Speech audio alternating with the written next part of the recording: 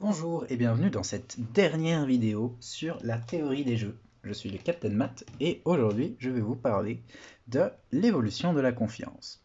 Alors qu'est-ce que c'est? C'est un jeu vidéo qui existe, qui est un jeu en ligne. Donc, vous allez sur internet, vous tapez The Evolution of Trust et vous allez regarder la version en française ou dans la langue que vous voulez. Vous pouvez la faire en anglais si vous le souhaitez. C'est créé par un anglophone, Nicky Case, qui est un concepteur de jeux en ligne très intéressant, qui a fait pas mal de jeux liés aux mathématiques. Mais vous allez voir, c'est très ludique, c'est très, très chouette, très intéressant et c'est très, très informatif. Alors moi je vais vous parler du jeu qui se trouve dans The Evolution of Trust et je vais parler de ce que c'est qu'un tournoi et aussi de ce que c'est qu'un tournoi évolutif. C'est ce que je vais faire dans cette vidéo aussi. Et ce sont deux trucs qu'il y a, deux concepts qu'il y a dans le jeu vidéo de Nicky Case. Euh, Allons-y tout de suite. Alors, le jeu de la confiance, voilà comment il fonctionne. On a une machine devant nous. Euh, donc nous, on est un petit bonhomme juste ici, et nous, on a une pièce dans la main. Et de l'autre côté de la machine, il y a quelqu'un avec une pièce dans sa main. Et on a une petite lumière qu'on voit des deux côtés, et la lumière s'allume. Et lorsqu'elle s'allume, on a le choix, soit on va décider de mettre la petite pièce qu'on a dans la fente, soit on va décider de la garder pour soi. Et même chose pour l'autre, soit on la met la petite pièce dans la fente, soit on la garde pour soi. Et alors qu'est-ce que ça fait de mettre au moment où il y a la lumière la petite pièce dans la fente? Ça va en donner 3 pièces à l'autre si jamais vous le mettez la pièce dans la fente. Donc vous donnez 3 pièces à l'autre participant.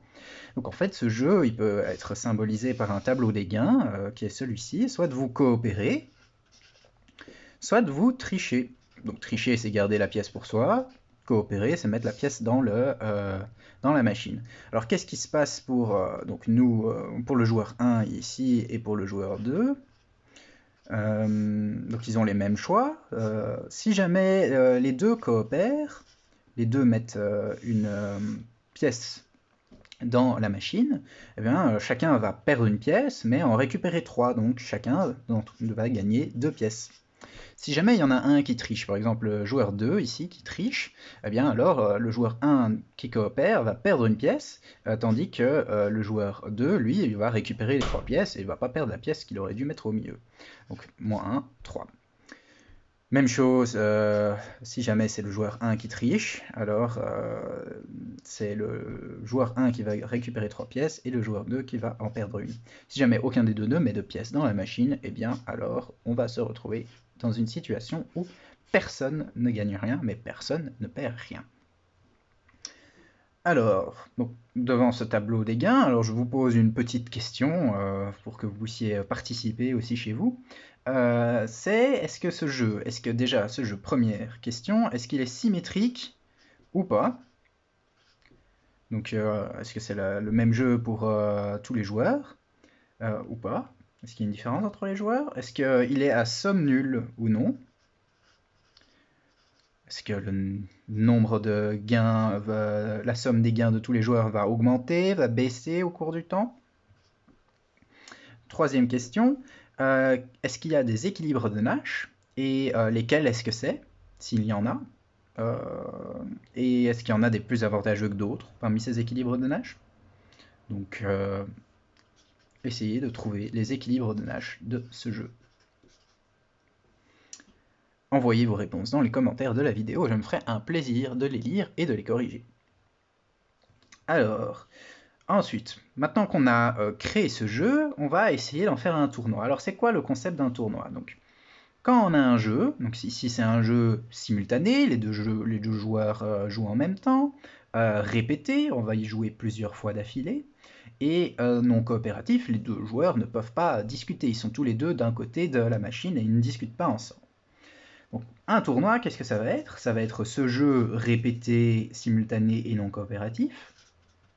On va appeler ce jeu le jeu J. Et un certain nombre de joueurs. Donc on va appeler ça le joueur 1, le joueur 2, le joueur 3, et après il va jouer jusqu'au joueur N. Très bien, alors on va les mettre en cercle pour symboliser ça. Hop, hop, hop.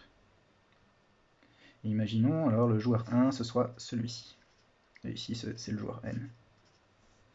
Très bien, alors le joueur 1, dans ce tournoi, il va aller jouer contre le joueur N une partie. Donc qu'est-ce que c'est qu'une partie? C'est une partie du jeu répétée, donc autant de fois que le jeu doit être répété. Donc ici, dans le cas de l'évolution de la confiance, on va dire que les joueurs ne connaissent pas le nombre de tours, donc il est répété, mais les joueurs mais tour inconnu des joueurs, et il y a une personne sur le côté, un arbitre, tour inconnu des joueurs, mais connu d'un arbitre des joueurs. Virgule, mais connu d'un arbitre. Donc ici, il y a un arbitre qui, lui, il sait combien de tours ça va être. Donc le joueur 1, il va jouer un premier jeu contre, par exemple ici, le joueur N, qui va répéter autant de fois que l'arbitre dit qu'il faut le répéter, et puis il va obtenir un score. Donc il y a le joueur N qui va avoir un score, donc on va l'appeler ça le SN, et puis le joueur 1 qui va avoir un autre score, S1. Et le joueur 1, il va aussi jouer contre le joueur N-1, il va aussi jouer contre le joueur 2, contre le joueur 3, et chaque joueur va jouer comme ça, avec tous les autres joueurs, une partie du jeu, de la confiance. Et à chaque fois, le joueur 1, il va obtenir un score, donc là un score contre le joueur 2, donc le score contre le joueur 2, le score contre le joueur 3, et ainsi de suite, et il va additionner tous ces scores-là, et ça va lui donner le score qu'il a, lui, donc le score du joueur 1. Et le but dans un tournoi, c'est d'avoir le plus grand score. Alors très important, c'est de se dire que chaque match est indépendant des autres, donc le match qu'il y a entre le joueur 1 et le joueur 2 ne dépend pas du match que le joueur 3 a avec le joueur 4. Donc ici ce serait le joueur 3 avec le joueur 4. Donc tous les matchs sont indépendants les uns des autres. Donc le joueur 3 lui aussi par exemple, il joue contre chaque autre joueur une partie. Donc on pourrait faire ça pour tous les joueurs. Donc chaque joueur va jouer une partie contre chaque autre joueur. Donc s'il y a n joueurs, chaque joueur va jouer n-1 parties. Donc chaque match est indépendant des uns des autres. Donc les résultats des matchs et voir les stratégies, on ne peut pas regarder les stratégies des autres joueurs dans les autres matchs en fait. C'est ça l'idée. Et le but c'est d'avoir le plus haut score. Donc en additionnant les gains de chacun des matchs qu'on a fait. Un match, c'est une rencontre entre deux joueurs où on joue à un jeu. C'est aussi simple que ça. Alors maintenant, si vous avez envie, donc dans le jeu The Evolution of Trust de Nicky Case, bien, vous pouvez voir que ce tournoi est simulé. Je vous invite à y jouer par vous-même pour le découvrir. Mais je vous propose aussi, si vous avez suffisamment de personnes dans votre famille motivées, de jouer à 5-6 et de faire ce tournoi. Donc qu'est-ce que vous allez faire? Vous allez déterminer tous ensemble, chacun de votre côté, non pas tous ensemble, mais chacun de votre côté, vous allez déterminer une stratégie. Donc regardez la dernière vidéo si vous voulez savoir comment écrire une stratégie. Donc vous déterminez une stratégie qui définit à chaque tour le choix que vous allez faire. Ça dépend des situations, mais à chaque tour, vous devez avoir un choix qui est défini par votre stratégie. Et une fois donc que vous avez votre stratégie, vous allez utiliser cette stratégie dans le tournoi et contre vos 4 ou 5 autres joueurs. Donc ça dépend de combien de personnes jouent avec vous dans le tournoi. Et vous allez remplir cette fiche de tournoi. Donc ici par exemple j'ai joué contre Batman au jeu de la confiance. Et j'ai choisi avec la stratégie que j'ai utilisée de coopérer en premier lieu. Et Batman a décidé de coopérer. Donc on a tous les deux gagné 2 points. Mais moi j'ai juste noté le gain que j'ai eu moi. Donc j'ai gagné 2 points ce tour-là. Puis au deuxième tour je décide de coopérer. Batman décide de coopérer. J'ai 2 points. Puis, troisième tour, je continue à coopérer. Batman, il triche. Ah, j'ai perdu 1 point. Quatrième tour, je me laisse pas faire. J'ai décidé de tricher parce que Batman a triché au dernier tour. Et hop, lui, il décide de coopérer. Et donc, moi, je gagne 3 points cette fois-ci. Puis, je continue à tricher. Lui, il continue à tricher au tour 5, au tour 6. Et puis, l'arbitre, il nous dit stop. Le tour 6, c'était le dernier tour. J'ai décidé. Et ce sera le même nombre de tours pour chacun des matchs. Donc ce sera bel et bien à chaque fois le même jeu qui se jouera entre 2 joueurs. Ici donc le bilan total, le score que j'ai eu lors de ce match, ça sera 2 plus 2, moins 1 plus 3, ça me fait un gain total de 6. Je vais devoir refaire un match contre chaque autre joueur. Donc ici j'ai joué contre Batman, je ne dois plus jouer contre Batman, mais je dois peut-être encore jouer contre le Joker ou contre les autres personnages qui jouent dans mon tournoi, les autres joueurs. Je fais un match contre chaque autre joueur et puis je ferai la somme de chacun de mes gains pour voir qui a le plus de points. Et celui qui a le plus de points a gagné le tournoi. Alors, si vous avez des petites questions sur comment définir un tournoi et comment jouer à un tournoi, vous pouvez toujours me les poser dans les commentaires, je me ferai un plaisir d'y répondre. Alors, un autre concept encore, c'est le concept de tournoi évolutif. En effet, au lieu maintenant de faire un seul tournoi, comme juste avant, donc vous avez fait un tournoi si vous avez joué à The Evolution of Trust, avec votre stratégie, bah maintenant au lieu de faire un tournoi, on va en faire plein. On va faire le tournoi 1, puis juste après on va faire un deuxième tournoi, le T2, puis le T3, et ainsi de suite. Et on ne s'arrêtera jamais. Ou alors peut-être on va fixer une règle pour quand est-ce qu'on va s'arrêter. Alors, qu'est-ce que ça va être le premier tournoi? On va avoir du coup chaque stratégie. Donc, chaque joueur va choisir une stratégie. Donc là, le joueur 1, il a la stratégie 1. Le joueur, ainsi de suite, jusqu'au joueur N qui a la stratégie N. Donc, chaque joueur a sa stratégie. Et à la fin, on va avoir un score. Donc le joueur 1 va avoir le score du joueur 1. Le joueur N va avoir le score du joueur N. Donc ça, c'est les joueurs. Ça, c'est les stratégies qu'ils appliquent. C'est les règles qui suivent pour faire leur choix. Et ça, c'est le score qu'ils ont obtenu lors de ce premier tournoi.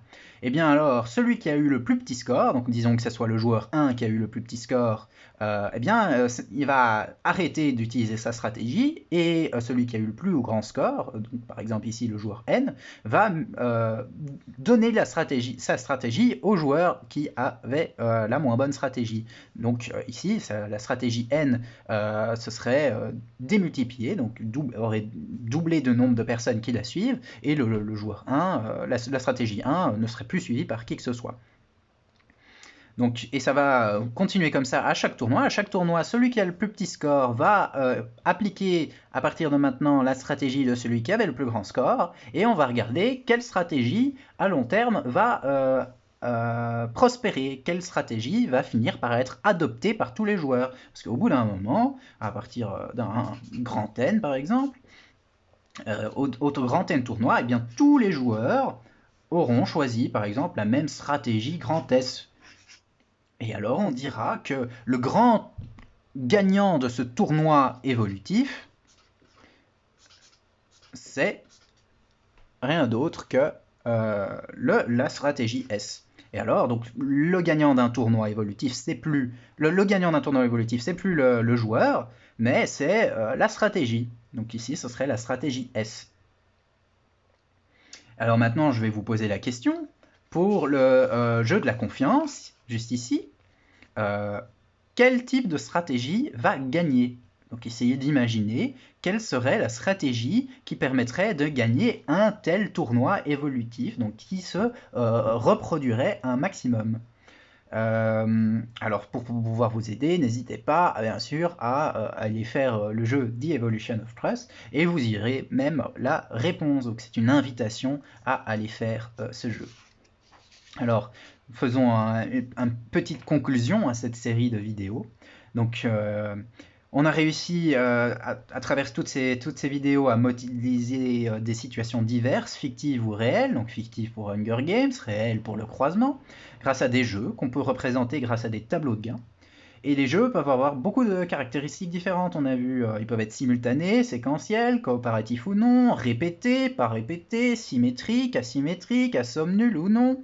Ils peuvent posséder des propriétés intéressantes, comme l'équilibre de Nash. Un choix peut être plus risqué qu'un autre, ça peut être un danger de faire certains choix. Certains choix dominent d'autres, ça c'est uniquement si vous avez répondu à la question de la première vidéo, vous avez peut-être remarqué ça.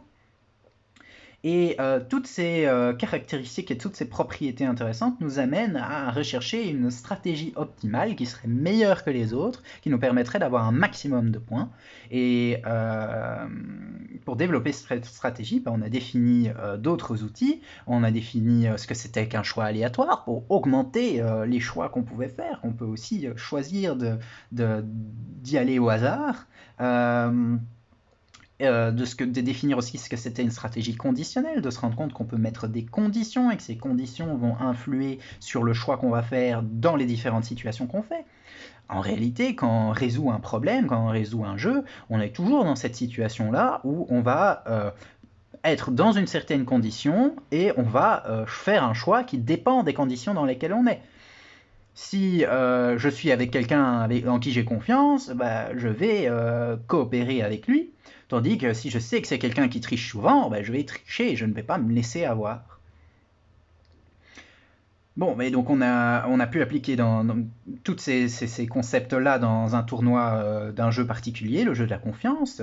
Donc vous avez pu, si vous avez mis pause ou alors que vous allez le faire, je vous invite à le faire d'ailleurs, vous avez pu le jouer au tournoi, à un tournoi du jeu de la confiance. Si vous avez fait ce jeu-là, donc si vous ne l'avez pas encore fait, faites pause et allez le faire avec votre famille. Mais si vous l'avez fait, vous avez pu vous rendre compte que ceux qui gagnaient le plus souvent les tournois à un tour, c'était les tricheurs, c'était ceux qui trichaient et qui abusaient des autres et récupéraient donc plein de points en prenant les pièces que l'autre lui donnait. Et alors on pouvait en tirer une conclusion un peu triste qui est de dire c'est les tricheurs qui gagnent dans la société, oui, mais en fait uniquement à court terme. Parce que à long terme, si vous avez joué au jeu The Evolution of Trust, vous l'aurez remarqué, c'est la stratégie du copieur qui marche mieux. Donc l'enseignement en fait de ce petit modèle, de cette modélisation avec un tournoi évolutif, ce serait fais aux autres ce qu'ils te font. Ainsi, si tu copies et que tu coopères avec quelqu'un qui a coopéré au tour précédent ou que tu triches avec quelqu'un qui a triché au tour précédent, tu ne te fais jamais avoir, parce que tu feras toujours à l'autre ce qu'il t'a fait. Et tu coopéreras avec ceux qui coopèrent, tu tricheras avec ceux qui trichent, et tu ne coopéreras pas pendant beaucoup de tours, tu coopéreras au plus à un tour avec quelqu'un qui trichera tout le temps. Donc tu perdras tous tes matchs quasiment, mais au final, dans un tournoi, tu auras plus de points qu'un tricheur, parce que tu coopéreras avec ceux qui veulent bien coopérer avec toi. Il faut toutefois garder son esprit critique. Vous verrez dans le jeu The Evolution of Trust, j'en ai pas vraiment parlé, qu'il y a aussi moyen d'introduire le concept d'erreur humaine, donc quelqu'un qui fasse un choix qu'il ne voulait pas faire au départ, mais c'était une erreur, ça arrive. Et lorsqu'on introduit le concept d'erreur humaine, eh bien, la stratégie du copieur n'est pas réellement la stratégie optimale, parce qu'elle ne permet pas de pardonner. Et alors là, il faudrait développer d'autres types de stratégies et vous pouvez aller les voir dans le jeu The Evolution of Trust de Nick Case. Si vous avez ne serait-ce qu'une petite question, vous pouvez les envoyer par message privé sur YouTube ou sur mon mail jamesmangosley@hotmail.be. Et cette activité a été organisée avec le support de Lucé Louvain et l'aide du GEM, un groupe d'études en mathématiques citoyennes, où on est plusieurs à discuter de ce genre de choses. J'espère que vous avez passé un agréable moment et à la prochaine pour d'autres vidéos.